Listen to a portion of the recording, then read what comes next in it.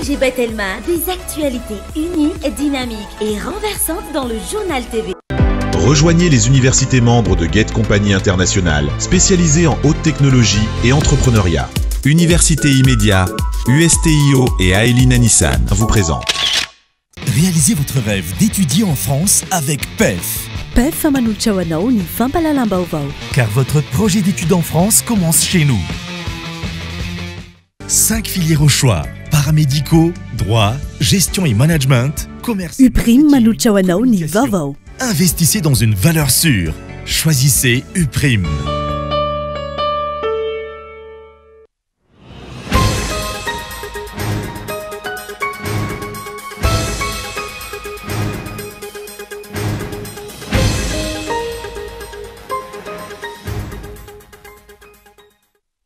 Tsy mitsamihemitra ny demokrasia eto amintsika amin'izao fotoana oropa-makafaka fiaina amin'ny pirenena.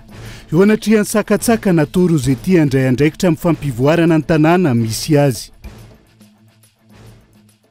Mizara telo lehibe ny antony mampiakatra ny vidim-panafody hoy ny lehibe ny farmasianina. Mila mitomboana ihany koa ny isan'ireo farmasianina ka isan'ny fifampiresahana amin'ny ministeran'ny fahasalamam-bahoaka. Miverina ho an'ny taom-pianarana 4 ny fanatanjahantena an-tsekoly. Samy mandoha vola fandraisana anjara sy pasikoma no manan'izay avokoa ireo mpianatra avy amin'ny sekolim-panjakana sy ny tsy miankina izay toeriny DEPM. Nampafantarina tamin'ny fomba ofisialy androany ny tetika salova hanatsarana ny sehatra ny fanabeazana any amin'ny faritra atsimo. Mandritra ny 5 taona ny tetika sary mitetina $10 ny volana tokana amin'izay. Anivelany ny famafao ireo mponina natao Beirut omaly hatramin'ny androany maraina manoloana ny fanafihana goavana nataon'i Israel any an-toerana amin'izao fotoana izao. Efatra indray farafahakeliny no namony ainy vokatry ny daroka bomba ka mpitarika ambony ao amin'ny Hezbollah 3 amin'izay. Ny any Siprian'izay.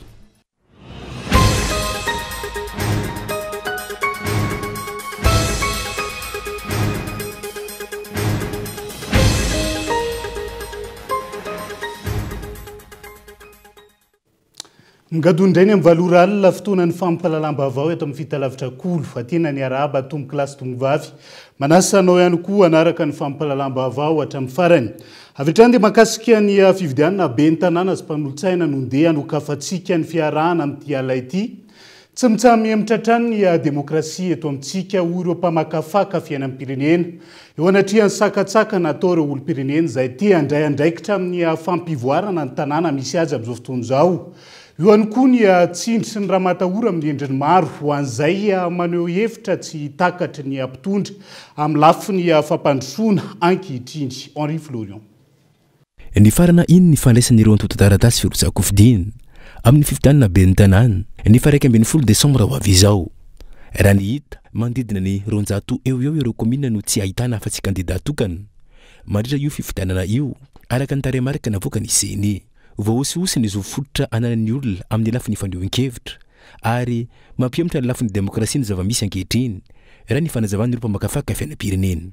Misy zo ana olom-pirenena ao takona na ny takonana manoloana izay satria misy droit de citoyen zany takonao izay makitikitika droit civil na olombelona hoe tia handray anjara izy fampandrosoana ny tanàna misy azy nefa noho izay sakana eo amin'ny resaka fikarakarana tora-taratasy sy ny vola izay voarotsaka ho an'ny sarana d'urgence budget dia tsy afa-manoatra ilay candidat.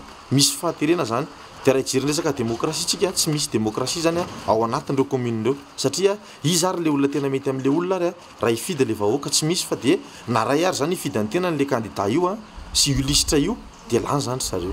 Te hanjaka tokony eto amin'ny fiarenena ny atokony mpitondra fanjakana saingy tsy mitondra na inona izany. Raha ny kajikajy politika misy amin'izao fotoana izao no ijerena raha ny fanazavana hatrany. Efa hita zany raha tonga dia hoentsika voaingana tao amin'ny Assemblée nationale. Reo candidat lany tamin'ny tsy miankina rehetra dia nanao fiaonana ary niarany toraka hoe andaotsika ho any amin'ny fitondram-panjakana. Misy endrika ao tia hanjaka tokany ny fitondram-panjakana io mba ahafahany hampanjaka ny zavatra tiana atao eto amin'ny tany sy ny fanjakana. Mazava be zany izay zavatra izay. Hitondra fahaverezana izay satria tsy misy zany ny adevitra, tsy misy ny takalo-kevitra, tsy mandray tolo-kevitra avy amin'ny hafa koa zany ny dikany fa izay zavatra metimety aminy tanterahany dia mazava be fa tsy misy fampandrosoana mety isy eo fa zay mety aminy ataony na hitondratsika nandavaka azy izy dia ho ekena foana zany zay zavatra ho ataony eo nenga tany amin'ny fahasarotany fikarakerana ireo antotan-taratasy firotsakofidina no hoe fanahalalan'ny maro fa ho vitsy ny isan'ny kandida mitindra mitoraka ity ary nampitombona ihany koa ny ayahin'ny mpanara-baovao fa ho maro ireo commune no tsy ahitana fa tsy kandida tokana sahala ny zava-misy ankehitriny. Ao anatin'izay tontolo ny fividianana izay hatrany nankatoavin'ny seni ny firotsahako-vidiny ny kandida Rivo Rakotovao ao mahajanga voalohany amin'ny anarany ASVM toana ny firaisankina tsy misy teny sy ireo fikambanana ara-drazana ara-pinoana sy ara-piarahamonina izay mandrafitra ny lisitra ny mpanolontsainy tanàna miisa 7 ao anatin'izay. Lafomba vaoafa kosa indray antony telo lehibe no mampiakatra ny vidim-panafody eto amintsika. Olona lehibe ny farmasianina mila ampitomboana ihany koa ny isan'ireo farmasianina ka isan'ny fifampiresahana amin'ny ministera ny fahasalamam-bahoaka hijerena manokana ny makasika ity lalam-piofanana ity. Andrinirina Rendria Miarsokolo Antsirabe. Taorian'ny fankalazana nasionaly ny andro maneran-tany ho an'ny farmasianina izay natao teto amin'ny renivohitry ny fatrovaky karatra dia nanao valan-dresaka tamin'ireo mpanao gazety ny lehiben'ny farmasianina eto Madagasikara. Tao anatin'izany indrindra no niresahana makasika amin'ny vidim-panafody izay mampitaraina ny vahoaka malagasy indrindra fa amin'izao vanim-potoan-tsarotro izao. Antony telo lehibe no mampiakatra amin'ny vidim-panafody eto Madagasikara raha ny fanazavana azo. Firenendehibe misy saroa no anisan'ny mpamokatra fanafody maneran-tany ary manafatra izany isika eto Madagasikara. Taorian'ny valana retina Covid-19 dia nisy ny fiakaran'ny vidin'ny akora fototra fanamboarana fanafody izay anisan'ireo antony lehibe natonga ny fiakaran'ny vidiny. Eo ihany koa fitongalana ny sandam-bolantsika malagasy na ny ariary izay tena masahirana ireo mpanafatra fanafody ka miteraka izay fiakaran'ny vidiny izay. Orinasa anankiray mpanafatra mbogady ny fanafody matonga izy amin'ny herinandro ity. Dia misy grossiste anankiray indray matonga ny fanafody io ataoko hoe herinandro na 10 andro aorianan'izay nefa le vola malagasy nisy fekatapoka le izy mazava ho azy fa tsy hitovy le vidiny fanafody. Zay tena tokony atao mazava tsara mihitsy zay fa reo antony telo ireo zany no tena matonga mampiakatra ny vidim-panafody. Nefa ny zavatra mampalahelo ny fari-piaina amin'ny pouvoir d'achat malagasy samy mahafantatra ny zany tsika hoe memidina le izy. Raha ho an'i Madagasikara manokana raha ny sehatry ny lalam-piofanana eo amin'ny tontolon'ny farmasianina no resahana dia azo lazaina fa mbola voaromonja ireo université mpanjakana eto amintsika manofana ho farmasianina ary farmasianina miisa 25 taona no avoaka amin'izany. Isan'ny fifampiresahana amin'ny ministera fahasalamam-bahoaka ho hiatrany ity lehiben'ny farmasianina eto Madagasikara ity ary ho ampitomboana ny isan'izy ireo. Andresy lahatra amin'ny ministera zany tsy maintsy anetana n'ireo farmasian ireo ivoaka izay mivoaka avy any Ankatso ireo sy avy any Majunga satria misy école de pharmacie roa eto Madagasikara amin'izao fotoana izao mba hiparitahany zareo. Azadininy fa io fianarana pharmacie io raha tsy vandiso vao tamin'ny 2008 ngamba vao nisokatra any Ankatso. Raha oharinao amin'ny firenena hafa ny firenena hafa efa nisy 100 taona efa nisy 70 taona donc misy fahatarana be tsika amin'izay zavatra izay nefa n'izay fahatarana izay tsy tratra rapitso fa tsy maintsy mandeha mendalana fa le principe an'le izy tena tokony hoe décentralisena ny fisian'ny tanàna ametrahana farmasia. Fantatra araka izany fa antony telo lehibe no ahatonga ny fiakaran'ny vidin'ny fanafody raha ny valan-dresaka ny fanaovana tamin'ireo farmasianina eto Madagasikara nandritry ny herinandro ny farmasianina izay natao teto amin'ny renivohitry ny fatrovaky karatra. Vidim-panafody isan'ny mampikaikaika maro amin'izao fotoana izao fa isan'ny mampitaraina ny maro ihany koa ny fahatapahan-jiro lavareny sy mba avokoa ankehitriny ny fiariany ireo mpanao asa tanana sy asa tena. Tsy hita soritra ankilan'izay ny fandraisana andraikitra ny fanjakana ka hanaovany ireo mponina Antsoavo. Daniela Minoartso. Mitohy ary vao maika mihamahazo vanatra ny fahatapahan-jiro amin'izao fotoana indrindra ny eto Antananarivo sy ny manodidina no ny olana ara-teknika amin'ireo tambazotra mamatsirinaratra izay voalaza ny jirama matetika ho anton'izany. Hita taratra manoloan'izany fa sy olona no olana fa ny fitantanana sy ny fahateran'ireo foto-drafitr'asa ny tsy fisian'ny politika matipaika ho fanarenana ity orinasa jirama ity.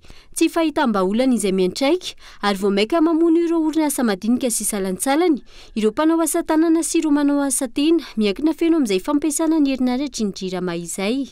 Le fahatapahan-jiro zany tena misy fiantraikany be amin'le asanay le izy satria le délai an'le client tsy tratra mihitsy amplisn'izay le vola tokony hiditra lasa miena be dia hita hoe tena misy fetraika ny goavana ary mikorosofana zany ny mpanao asa tanana amin'izao noho ny resaka délestage izy nefa tsisy remboursement tsisy ninona fa dia vitavita ho azy ihany dia facture miakatra ihany amplis le fotoanandoavana azy raha vao taraiky dia misy 5% ataony dralasa azy dia tena hita hoe misy fetraikany be tamin'ny jiro nandeha normal taloha zao ny asa mandeha tsara na ny commande na ataoko hoe ny rendement manenjika kely maromaro fa zao tsy mety tsony fa dia juste hoe ty moa zany ny asa tanany tena dia tsy afaka miova asa fa dia tsy maintsy miaritra eny hoe matiantoka tsy matiantoka fa atao hoe mihodina maso-parena angamba tena hoe zara raha misy hodonana sisa dia izay fa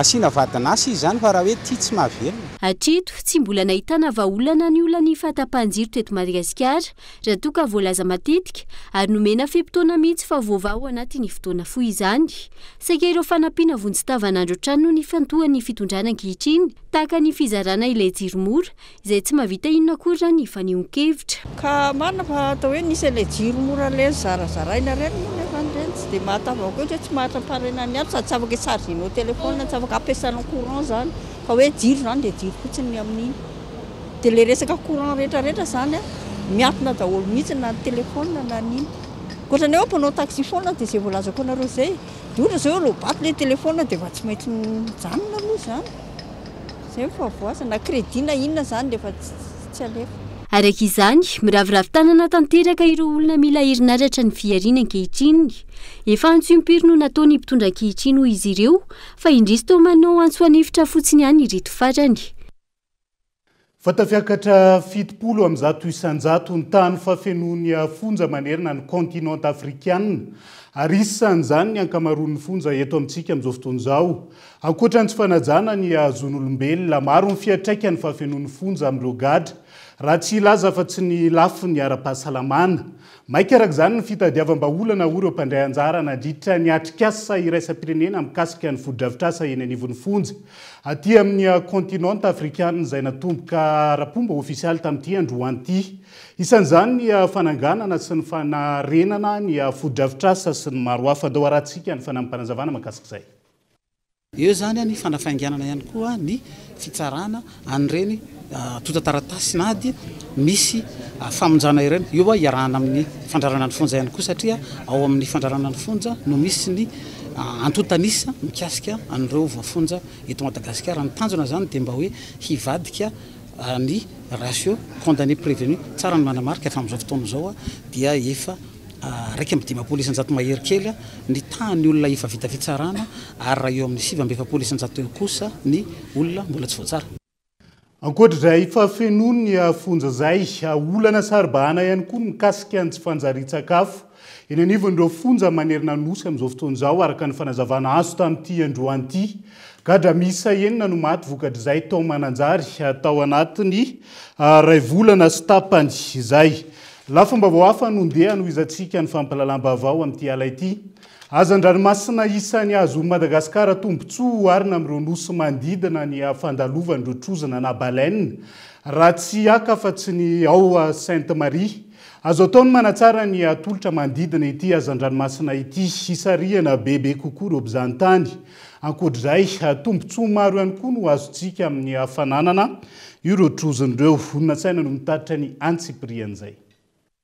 trozona na baleine bio an-tsena avy hatrany any Sainte Marie amin'ilay festival de baleine raha vao mare ity karazana azan-dranomasina isan'ny lehibe indrindra ity raika ambin'ny folo ny karazana baleine hitan'ireo sientifika atao anatin'ny fahadra-dranomasin'i Madagasikara amin'ireo 90 hita maneran-tany ankoatra ny tombontsoa azo avy amin'ny sehatry ny fizahantany maro ny vokatsoa azon'ny olombelona amin'ny trozona ho ny teknisianny eo anivon'ny WCS fikambanana tsy miankina amin'ny fanjakana misehatra amin'ny fiarovana ny arenina an-tanety sy an-dranomasina ny baleine ray rehefa mandalo dia misy poisson be dia be foana mandalo rehefa aveo izay manana opportunité be dia be koa zany ny mpanjono satria rehefa betsaka ny trondro dia tsy mijaleo ny mpanjono mahazo an'ilay trondro ny whale pompe rehefa misakafo ny baleine dia midina any ambany izy dia rehefa avy eo izy miakatra aty ambony a rehefa mirespire zany hoe miaina izy zany dia amin'iny fotoana izy miaina miakatra aty ambony iny a betsaka ny nutriments hoentiny fanenana ny gaz carbonique amin'ny alalan'ny vatany baleine zany hoe ny vatany baleine zany a afaka mistocker gaz carbonique dia rehefa maty moa zany izy karkasiny a mijanona midina any ambany dia ilay karkasy any ambany iny nefa ny a tsy hoe very le gaz carbonique fa mbola stocké ao ihany ilay izy dia zany hoe micontribue be zany izy amin'ny resaka changement climatique. Manana ny toerany amin'ny kolotsaina ihany koa ny trozona any avaratry ny nosy iny no misy manao fomba sy miantso hoe Zanarbe.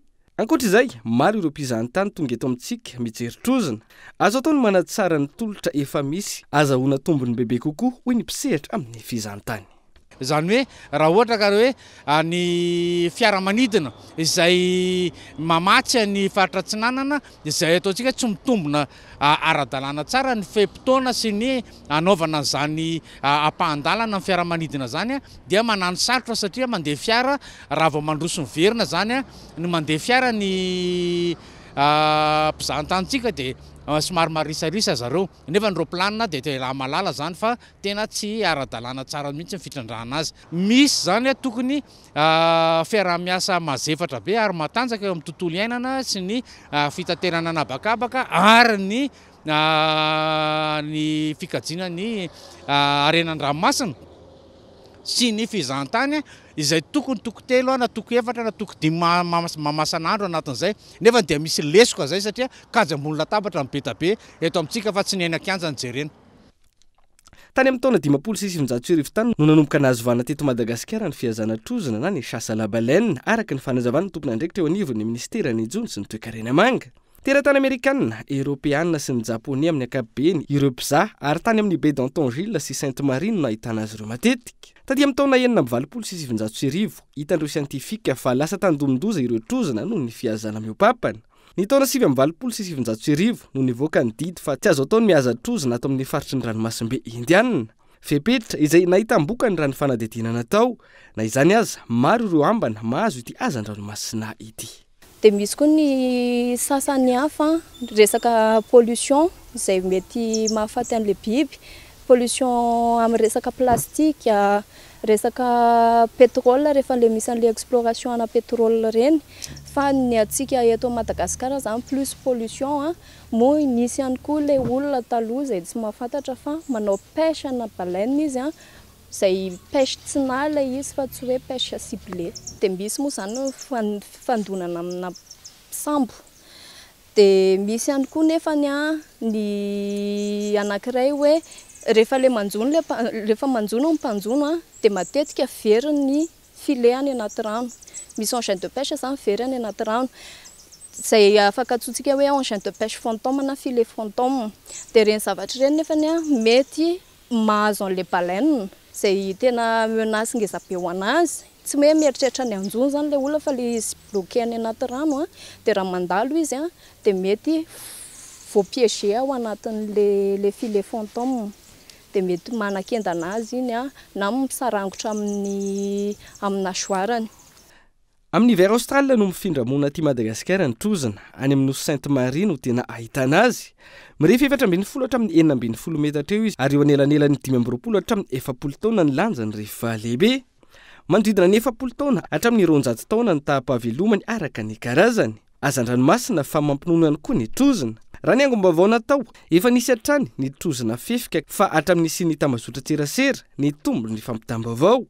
Amin'ireo trozona maty misy ireo mihinana azy reny ary tsy misy andraso fa rehefa tsy maimbo dia heverin'ny olona ho tsy mbola simba.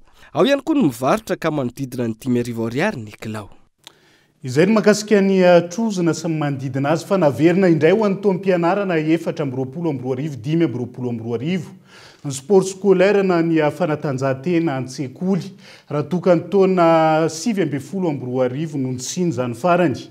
Samy mandoha vola fandraisana anjara sy pasikoma amin'ny fanomanana izany avokoa ireo mpianatra na avy amin'ny sekolim-panjakana na ny tsy miankina amin'izao fotoana izao. Antony tsy anekeny ny eo anivony DEPM na ny association des directeurs des écoles privées de Madagascar zany ka angatahany fanazavana matitra avy amin'ny ministera tompon'andraikitra Daniela Minoasono mitatitra ny Antsipriana.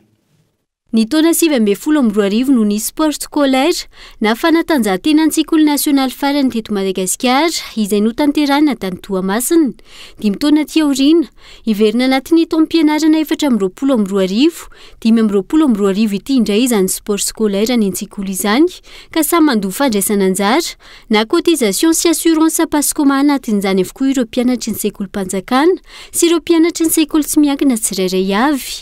Ny fandoavana io cotisation io miaraka amin'ny pascoma izay tsy ekeniny avy eo anivony ADPM na ny association des directeurs des écoles privées de Madagascar no sady mampametra-panontaniana azy ireo ny amin'ny hoe rehefa hitady vola ve izany ny fanjakana vao tonga manantona ireo sekoly tsy miankina. Aminay zany zavatra any tokony misy fanapahan-kevitra satria rehefa hitady vola ve zany ny fanjakana dia manatona ny tsy miankina, fa rehefa misy ny zavatra sy ny ohatran'izany dia ailakilaka ny tsy miankina. Noho izany atao tohatra fiakarana fotsiny zany ny école privée, noho izany zay tsy manaiky an'izay. Ka efa niona moa zany zay efa fampiresaka dia ny hevitra anay dia hoe tsy raha resaka assurance zany pascoma afaka manao assurance privée anie zany zay fetohana zany io. Fa tsy ao amin'le pascoma fa dia tena didina fotsiny zany hoe tsy maintsy arotsaka miaraka amin'ny pascoma ny fanomanana sport scolaire. Ditanay zay fa tsy mety tsy fampiarana zany zavatra any ary tsy fantatra keo zay farany hoe ohatrinona marina zany ny teti-bola atao amin'le sport scolaire fa dia aloha fotsiny io dia rehefa aveo tsisy compte rendu aty aminay hoe zao ny lany sy ny ohatran'izany ka eo anatrehan'izay zava mbola mitady fanazavana zany amin'ny ministera amin'io. 200 ariary hatramin'ny 500 ariary eo isaky ny ankizy, miaraka amin'ny pascoma na assurance 200 ariary, miaraka amin'ny zapo tsirairay ny vola aloha amin'ny fanomanana io sport scolaire io. Ny sekoly tsy miankina afaka indray anjara amin'izany izay vitsy mita amin'ireo sekolim-panjakana raha ny fanazavana trany. Jevina, ankoatra ny mahataranjaza ny an-tsekoly, anisan'ny taniketsa ny fanatanjahantena, ahafana mitily sy manomana sahady ireo izay solon-tena ny Madagasikara amin'ireo fifananana iraisam-pirenena ny oriana ny fanatanjahantena ny an-tsekoly, antony mahazava-dehibe ny fitsiny ho iatrany ny fanazavana. Dia izay koa no entina misento vetivety ao anaty doka fohy, aza misaraka aminay ary.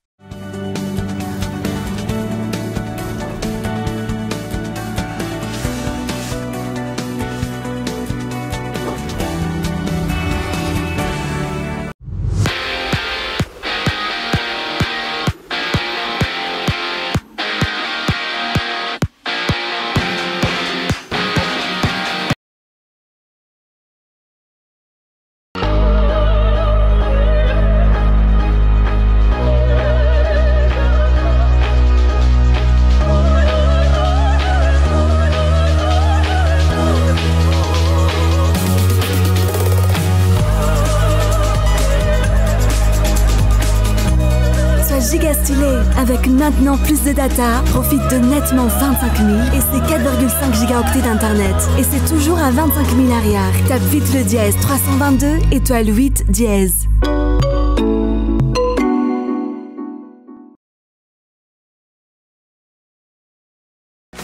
Toy ny tolotra miaraka amin'ny Canal Plus. Hatramin'ny 3 septembre, manaova réabonnement dia mahazo 10 andro mamampona amin'ny to Canal Plus. Anaranao ireo fandaharana tena ankafizinao. Fa tsy izay ihany rehefa manao réabonnement ianao dia mandray anjara avy hatrany amin'ilay grande tombola manerana Madagasikara. Azona loka goavana be ao ny kit scolaire, ny télé 32 pouces ary ny kit anti-délestage. Note tsara avokoa no azo amin'ity taom-pianarana ity miaraka amin'ny Canal Plus. Ataoviangana ny réabonnement ary mahazo 10 andro amin'ny chaîne rehetra sady tonga dia mandray anjara avy hatrany amin'ny tombola goavana manerana nosy. Rejoignez les universités membres de Get Compagnie Internationale, spécialisées en haute technologie et entrepreneuriat. Université Immédiat, USTIO et Aeline Nissan. Plusieurs filières au choix: génie logiciel, développement web, applications mobiles, administration de bases de données, intelligence artificielle, robotique, cybersécurité, cinématographie, ingénierie du son, marketing digital, journalisme numérique, communication digitale, génie civil et énergie renouvelable, agrotourisme et hôtellerie. Rejoignez les universités Immédiat, l'USTIO et l'Aeline Nissan. Appelez le 034 31 777 37.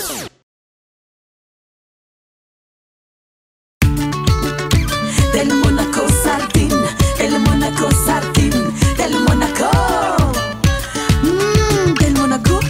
le sardines fine, c'est que tu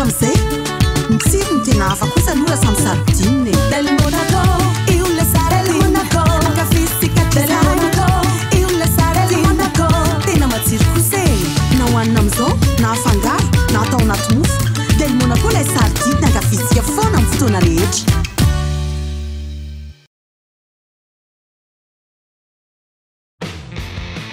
PEF, Parcours études en France. Réalisez votre rêve d'étudier en France avec PEF. Après le bac, optez pour l'option 2+1, 2 ans à Madagascar et 1 an en France pour obtenir votre bachelor. Vous avez la licence? Optez pour l'option 1+1, 1 an à Madagascar et 1 an en France pour décrocher votre master.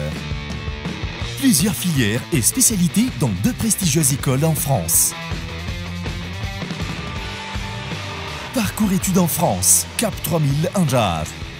Contact 038 45 085 85 020 85 085 85. Financez vos études avec le crédit PAC étudiant de la BNI Madagascar. Car votre projet d'études en France commence chez nous.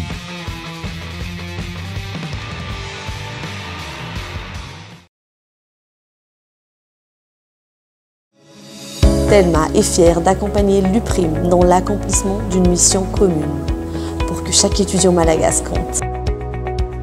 Baobab Banque Madagascar et l'université UPRIM forment un partenariat solide depuis 9 ans. Ensemble, libérons le potentiel de l'UPRIM. UPRIM a été l'un des pionniers du système éducatif à avoir été convaincu de la solution Envol. Nous nous engageons à maintenir cette collaboration fructueuse et à façonner ensemble un avenir éducatif brillant et sans limite. Tananamano Madagascar et UPRIM, main dans la main pour l'éducation de nos jeunes paramédicaux à Madagascar. Ensemble, rallumons la flamme de l'éducation à Madagascar. Vous aussi, décidez d'avancer aux côtés des grands. Rejoignez UPRIM. 5 filières au choix. Paramédicaux, droit, gestion et management, commerce et marketing, communication. Investissez dans une valeur sûre. Choisissez UPRIM.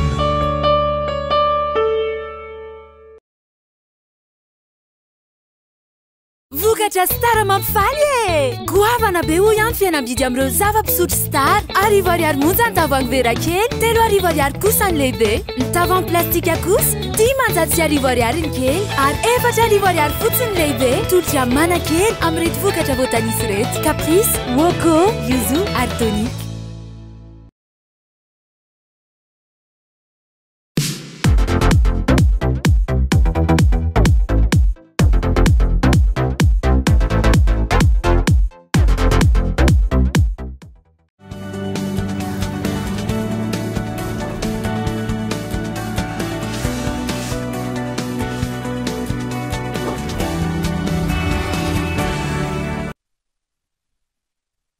Mamenina ny araba hatrany tonga kilasy tongovavy tonga soa indray atao anatin'ny tapany faharoa amin'ny fampahalalam-baovao amin'ity ala ity.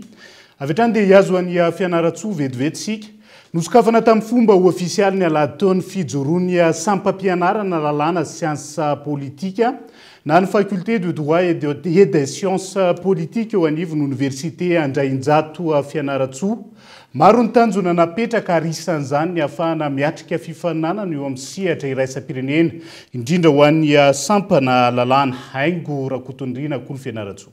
Nosokafana rehefa afaka mandray ireo mpianatra izay hanovy sy andalina fianarana mahakasika ny lalàna sy ny siansa politika eto anivon'ny université Andrainjato fianaratsoa ny sampam-pampianarana lalàna sy politika izay azo lazaina fa vaovao nefa teo anivon'ny sampana atao amin'ny teksa ihany fa mba ahafahana mivelatra sy manome lanja ary mifaninana eo amin'ny sehatra iraisam-pirenena dia natsangana izy io mba ahafahana miatrika izany fifaninanana izany. Namoaka olo-manga maro ary manana ny toerana na tsy eto an-toerana fa eny hatrany ivelany ny université Andrainjato fianaratsoa indrindra teo amin'ny sehatra ny fianarana lalàna.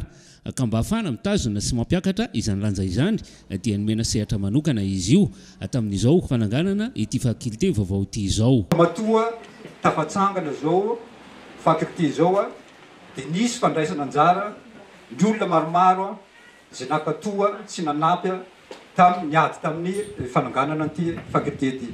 Azo atao vaovao ihany zany lazana satria fananganana amin'ny fomba ofisialy angambany androany. Misy défia satria zatra vaovao ity dia misy défia zay ampalaza an'ity faculté tsika vaovao ity. Mitaky fiarahana ny fampandrosoana an'ity faculté ity. fa nanamafy ny filohan'ny université fa ny anarana ny mety ho vaovao fa anisany efa nampalaza ny université n'Andrianjato Fianarantsoa ity sampana lalàna ity. Atao hoe fanombohana moa zany an'ity faculté zay atao hoe vaovao amiko tsy vaovao satria raha ny ampisiny atao hoe faculté bex taloha dia droit ny voalohany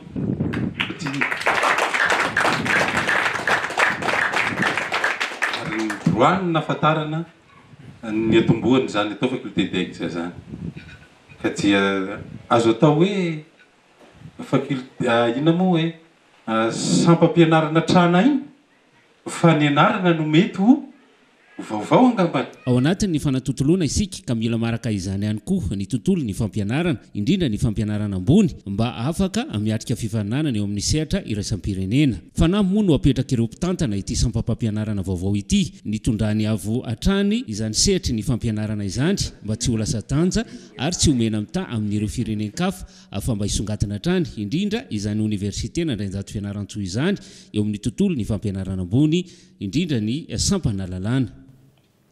Sahiran'ireo toeram-pitazana zaza tsy ampitoana toy ny akany avoko sy akany avoko eny Bevalala sy Ambohidratrimo amin'ny fampandehanan-draharaha sy ny fampisakafoana ireo ankizy beazina vokatry ny tsy fampin'ny tohana avy amin'ny fanjakana amin'izao fotoana izao ankehitriny amin'ny fanampin'ireo fikambanana tsy miankina no miantoka ny 5,7 amin'ny fandaniana sy ny fampihodonana ny ivotoerana honina saina no mitatitra ny antsiprian'izay. Tsy ampy ny tohana avy amin'ny fitondram-panjakana amin'ny alalan'ny ministeran'ny fitsarana ampihodinana ireo toeram-pitezana sy fanabeazana zaza tsy ampitoana izay nataon'ny fiarahamonina na ny ankohonany Anjorombala sy ireo zazana ny raisiny eny amin'ny akany avoko Bevalala sy Ambohidratrimo. Miankido amin'ny fanohanana sehatra tsy miankina araka izany ny ivotoerana ankoatry ny ezaka ireo tompony andraikitra ny antoerana. Mbola kely dia kely aloha zany raha ny Amanjatony firisan-jato fa ny azoko lazaina dia efa nandray anjara zareo izay efa tena zava-dehibe dia ny fampihodinana zany ny 5,7 isan-jato mbola fanampiana toy izao dia ny 5,20 isan-jato zany no ezahanay amin'ny ezaka mahaleo tena sy amin'ny fampihodinana fampidiram-bola anatiny sy fitadiavana hetsika avito atoerana ihany. Ny akany avoko Ambohidratrimo Bevalala dia akany mandray ireo zaza voahelika Anjorombala zany hoe tsy voajany zao ny tany aloha tany fa tonga eto amin'ny akany kosa izy ireo mba hisitraka feno izany ary beazina ara-panahy sy ara-tsaina ihany koa. Manodidina ny 20 ny zaza tsy ampitoana beazina ao amin'ny akany avoko Ambohidratrimo sy Bevalala. Raha ny nambarany tompony andraikitra manodidina ny 2 miliara sy 900 tapitrisa ariary isan-taona ny vola ilaina ampandehanana ny akany. Vao tsy ela izay ny trangana fahamaizana ny akany avoko eny Bevalala ka nanairan'ny mpitantana ny fanjakana sy ireo tsara sitrapo. 20 ny ankizy noraisina teto tao anatin'ny tamin'ity taona ity fa no amin'izao vona zao dia ny 430 no voakasika akaiky satria ny bâtiment nisy an'ireo 430 ireo no may eo amin'ny 20 isan-jato eo dia vokatr'izay fahamaizana izay dia misy ireo ankizy izay tsy maintsy nafindra toerana anankitelo ny anankiray na izy overina ny fianakaviany na izy tany atsoina amin'ny famille d'accueil na ihany koa ary ny anankiray farany dia any amin'ny akany hafa. Ny organisation Manifort Madagascar dia mpiara-miasa amin'ny akany avoko Bevalala sy Ambohidratrimo efa nisy 30 taona lasa zay dia no zao vona nitranga teto amin'ny akany avoko Bevalala zao dia tonga zahay hitondra ny anjara birikinay nampina ny ireo ankizy marefo izay tazaina atao amin'ny akany. Tsy tokony atao ambanin-javatra ny fahian'ireo zaza tsy ampitoana na ara-tsakafo izany na ara-pitaovana entin'izy ireo mandrato fahalalana. Ankoatry ny ezaka ataon'ny mpitantana eo amin'ny akany avoko sy ireo mpiara-mombonantoka avy amin'ny sehatra tsy miankina inona fa anananao avy mamirapiratra ireo zaza beazina raha manao ara-pitoana sy araka ny tokony ho izy ny anjara birikiny ny fitondram-panjakana. Fa tanimbary manodidina ny 700 hektara eny Sabotsina Mena no maina ao anatin'izao fotoana ny fanetsahana izao noho ny tsy fisindrano eny an-toerana ankehitriny. Manamafy ny hoaviny ireo tantsaha ka nirotsaka an-tsehatra nanamboatra ny lakan-drano ahafahana mamboly ka eto Andriatsilavo. Mijaly rano ny poniny Sabotsina Mena. Tanimbary 700 hektara manodidina no maina amin'izao fotoana fanetsahana izao. Ho vahaolana tsy niandry fanjakana ny raha inona ireo tantsaha-mpamokatra niaraka amin'ny alifatingendava nirotsaka nanajariny lakan-drano amin'izao vanim-potoana fambolena izao no ajariana nanomboka any amin'ny barazy any Andoharano Andrefatsena hatrany amin'ny Fokotany Andidina.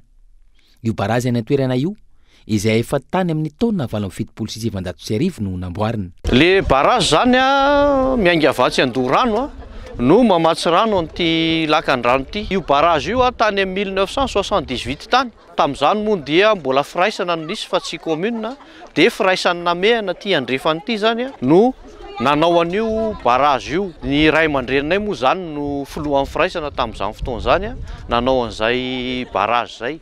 Ny vinanay zany zao dia hanao barazy avoavo kokoa any Atsinanana any mba anangonany rano zany tsy ampijaly rano mpamboly tsony amin'ny topambolena rehetra anangonana ny ranon'orana. Indrindra io no hotretena zany satria efa manana station de traitement na eau potable sabotsina mehana dia io zany no ho pompina io lac artificiel ho foronina io mba tsy jaly rano tsony zany ty commune ty rehefa tanteraka zany tetika zany ary azo tanterahana tsara zany satria atsoatsy ny commune zany dia ho lasa manana an'ilay atao hoe maîtrise d'ouvrage pleine et entière. Isan'ny faritra mamokatra ary mamatsy ny tanan-dehibe iny faritra sabotsina mehana iny.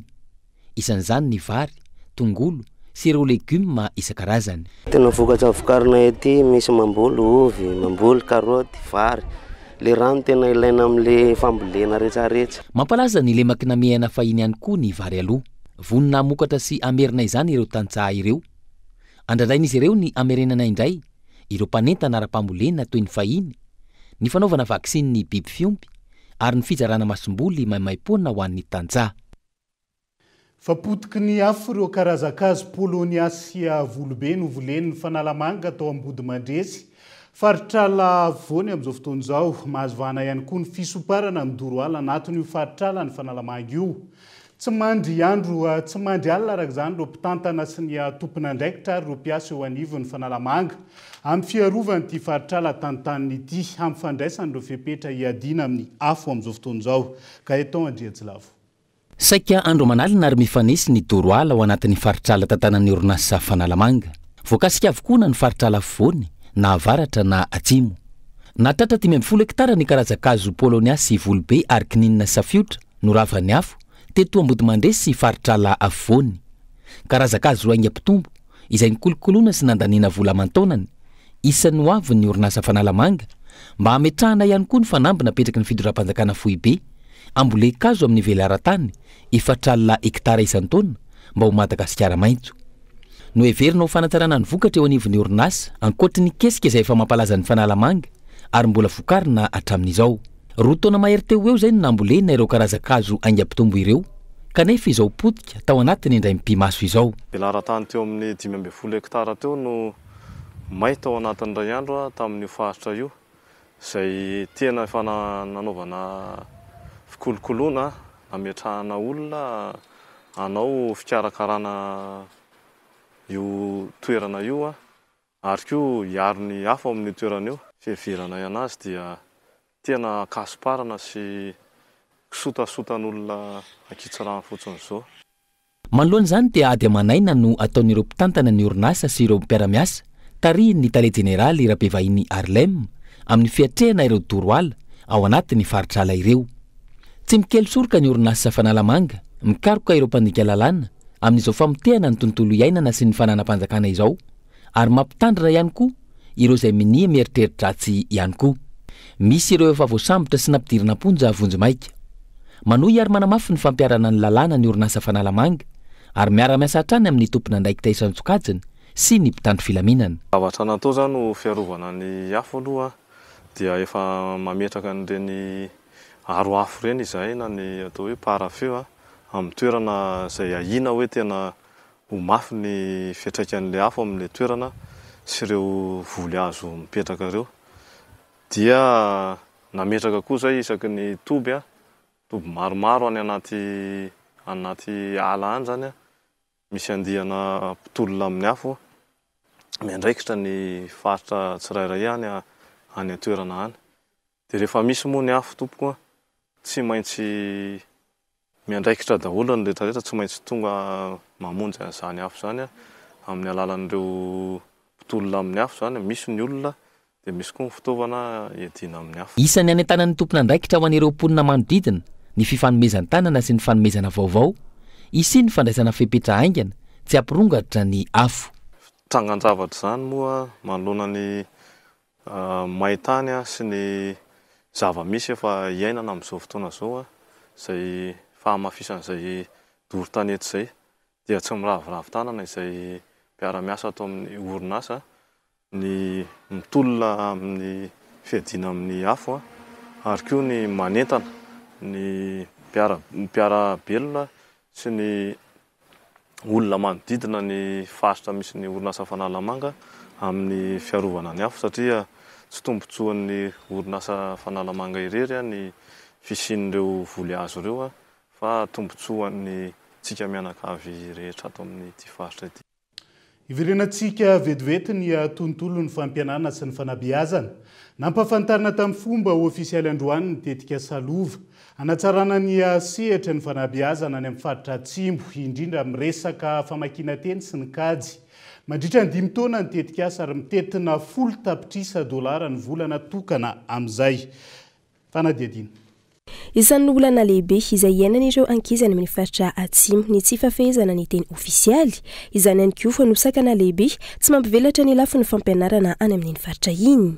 Ho fanampiana ny fiainan'ny zaza malagasy no nametrahana ny tetika asa mpampianarana lova izay avatsiny ny Amerikanina vola amin'ny alalan'ny USAID, izay tetika asa lehibe natao anatsarana ny vokatry ny fianaran'ny mpianatra eny amin'ny ambaratonga fototra amin'ny alalan'ny famakiana teny sy ny kajy any amin'ny faritra Atsimo Antsinanana sy Androy. We increased the number of teachers who are able to meet. Anisan'ny tanjona voalohany aloha zany tena ampitombona ny mpampianatra tonga amin'ilay fenitra hoe mampampianatra anazy. Dia ankoatran'izay koa zany mampitombo ny isan'ny mpianatra manaraka fianarana zany ary mampitombo zany ny fahavononana sy fahavitrihan'ny ray aman-dreny anohana an'ireo mpianatra ireo. Lazany farany teo koa hoe ny rirana etsy Madagasikara manana tetika asa be dia be koa ny USAID zany izay mety hanohana ny efa tetika asa mpanabeazana vao natomboka izao io izay tokony hanampy an'ireo ankizy rehetrarehetra zany hijanona any am-pianarana, mety ho tetika asa resaka fahasalamana zany, mety ho tetika asa resaka fambolena zany. For children to go to school, stay in school and learn. Ao anatin'ny 5 taona no hanaovana ny tetika asa izay mitentina $10,000. Maro ny zavatra andrasana amin'ny tetika asa hoy ireo fampanabe antony ilain'ny zaza malagasy any amin'ny faritra iny ny tohana sy fanampiana tahaka izao. Hitana message ny famakian-teny zao da aminay agny efitenay amin'azany matetika ampiasainy.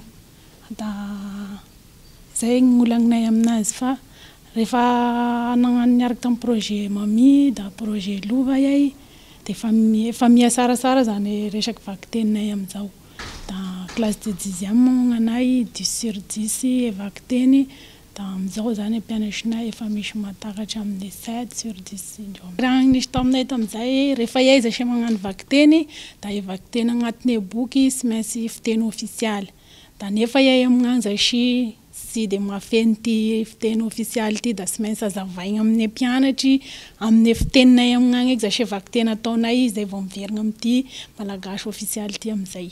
Androany no nanamafisany ny Etats-Unis ny fahavononan'izy ireo hanandratra ny fanabeazana eto Madagasikara tamin'ny alalan'ny fanokafana tamin'ny fomba ofisialy ny tetika asa lova. Dia izay ihany koa no entina manakatona ny fampahalalam-baovao amin'ity ala ity. Naiza misy anao hankasitrahana hatrany ianao nanaraka ny fampahalalam-baovao hatramin'ny farany. Veloma tompoko.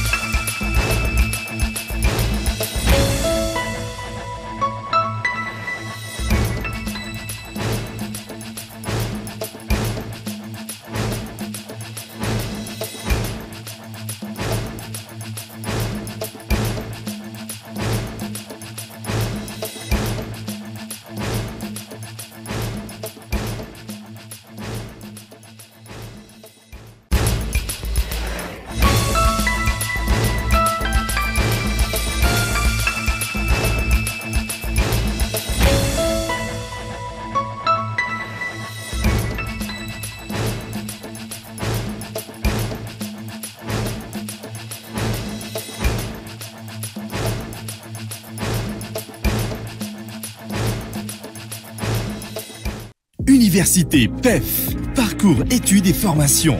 Ny fampalalam-baovao narahinao teo niaraka tamin'ny UPEF. Université PEF, l'excellence à portée de main. 5 filières au choix, paramédicaux, droit, gestion et management. UPRIM nanolotra ho anao teo ny fampalalam-baovao. Investissez dans une valeur sûre. Choisissez UPRIM. Rejoignez les universités membres de Gate Compagnie Internationale, spécialisées en haute technologie et entrepreneuriat. Université Immédiat, USTIO et Aeline Anissa vous a présenté. 5G Batelma, des actualités uniques, dynamiques et renversantes dans le journal TV.